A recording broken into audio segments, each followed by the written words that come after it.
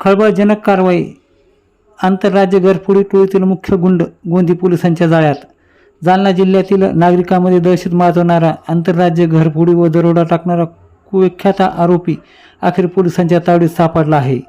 कर्नाटक राज्यातील हारुगेरी police station येथे दाखल गंभीर गुन्ह्यातील फरार आरोपी रवी अण्णा शिंदे वय 28 राहणार नवीन सिरसगाव तालुका अंबड जिल्हा जालना हा गोंदी परिसरात लपून बसल्याची गुप्त माहिती पोलिसांना मिळाली होती.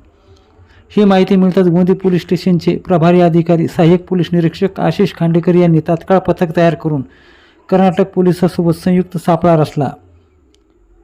दिनांक 19 फेब्रुवारी 2026 रोजी शहापूर परिसरात धाडसी कारवाई करत आरोपीला शिताफीनं ताब्यात घेण्यात आले. सूत्राच्या माहितीनुसार आरोपीवर महाराष्ट्र व कर्नाटक राज्यात दरोडा, घरफोडी आणि गंभीर स्वरूपाचे गुन्हे दाखल आहेत. विविध पोलीस ठाण्यात त्याच्यावर कलम 395, 397 यासारख्या गंभीर गुन्ह्याची नोंद असून तो आंतरराज्य टोळीचा सक्रिय सदस्य असल्याची माहिती समोर येत आहे.